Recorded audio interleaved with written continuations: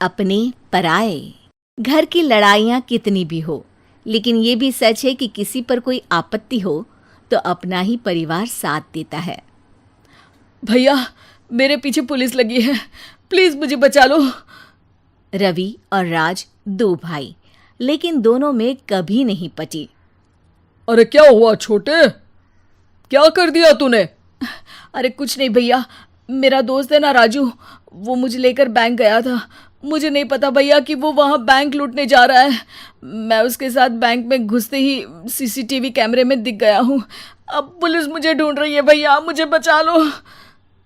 राज कुछ सोचता है, फिर कहता है, ओके, तुम यहीं रुको, मेरा एक दोस्त पुलिस में है, मैं बात करता हूँ। तभी वहां रवि की बीवी राज की बीवी के साथ आ जाती है। तुम लोगों के घर जब तक पुलिस का आना जाना है, बच्चों को यहीं छोड़ दो, उन पर असर ठीक नहीं पड़ेगा। तभी वहां पुलिस आ जाती है। चलो चलो, कौन है रवि, थाने चलो। मैंने कुछ नहीं किया, मुझे कुछ नहीं पता। अरे वो तो पुलिस स्टेशन चलकर ही पता चलेगा कि कुछ पता है कि नहीं, चलो। कहानी का फ्लैशबैक। भैया, मुझे मेरे मकान में हक चाहिए ही चाहिए। अरे लेकिन छोटे, अभी मेरे बच्चों पर काफ़ी खर्चा है, तेरी भाभी की भी तबीयत ठीक नहीं रहती, बजट बिल्कुल नहीं है कि मैं अलग होकर रहूं। देख लो भैया, 1 महीना है तुम्हारे पास, जल्दी से घर खाली कर दो। अरे कैसी बात कर रहे हैं भैया, मेरे शरीर में अभी इतनी हिम्मत भी नहीं कि घर को खाली करे। तो क्यों अपना पोषण बेचा भाभी? अरे तुम तो जानती हो, पिताजी की बीमारी के कारण उन्हें हमारी ज़रूरत थी, कैसे आते पैसे। ससुर जी तो बूढ़े थे भाभी, उनकी बीमारी में भी पैसे लगाना कौन सा अकल का काम था। तो क्या पिताजी को मैं मरने के लिए छोड़ देता? अरे रवि, तू तो समझ, पापा को हमारी ज़रूरत थी, उन्होंने हमारे लिए हर वो काम किया जिससे हमें खुशी मिले। बैक टू रवि, जो जेल में बैठा है। ये मैंने क्या कर दिया था? मैं ना पिता का हुआ ना ही भैया का, मेरे साथ जो हो रहा है ठीक ही हो रहा है। तभी वहां पुलिस वाला आता है। रवि, तुमसे कोई मिलने आया है। भाभी, आप यहाँ क्यों आई? पुलिस स्टेशन है ये भाभी। भैया, आपकी जगह मेरा भाई होता तो क्या मैं नहीं आती? अच्छा, ये खाना ले लीजिए, खा लीजिएगा।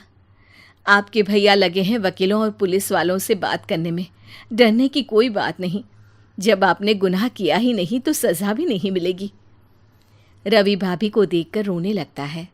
घर में साक्षी चुपचाप बैठी होती है कि तभी सोनम कहती है, अरे साक्षी, क्या हुआ, परेशान क्यों हो रही हो? भाभी, अभी अभी पुलिस स्टेशन से खबर आई है, इन्हें बड़े जेल में शिफ्ट किया जा रहा है, मैं क्या करूंगी भाभी? रो मत, हम अच्छे से अच्छा वकील करेंगे। लेकिन उसमें तो बड़े पैसे लगेंगे दीदी, हम इतना पैसा कहाँ से लाएंगे? अरे क्यों, ये मकान है ना, और मेरे कुछ गहने भी हैं। साक्षी की आंखों में पानी आ जाता है। पर दीदी, ये तो आप और भैया की मेहनत की कमाई है। पापा के बाद भी तो हम लोगों का सब खत्म हो गया था, पापा को तो बचा नहीं पाए, लेकिन भैया को ज़रूर बचा लेंगे, और भगवान चाहेंगे ना तो दोनों भाई मिलकर इससे भी बड़ा मकान खड़ा कर लेंगे। साक्षी। थोड़ी देर में राज वहाँ आता है। सोनम सही कह रही है साक्षी, पैसों की कमी के कारण किसी भी बेगुनाह को सज़ा नहीं मिलती। राज एक अच्छा सा वकील करता है। सोनम और साक्षी बचाए पैसे और अपने गहनों को बेचकर रवि का केस लड़ते हैं और जल्द ही रवि जेल से बाहर आ जाता है। रवि राज को गले लगाकर कहता है, भैया मुझे माफ़ कर दो, मुझे साक्षी ने सब कुछ बताया है। भैया, आपने मुझ पर विश्वास किया, मेरे लिए दिन रात मेहनत की, भाभी ने अपने गहने तक बेच दिए। भैया, आपने तो पापा के लिए भी पैसे नहीं देखे, लेकिन मैं बहुत ही सेल्फिश निकला।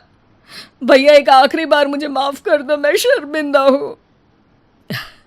अरे भाई, अपने तो अपने ही होते हैं, पापा ने हमारे लिए क्या नहीं किया ये तुम्हें बताने की ज़रूरत नहीं है मुझे।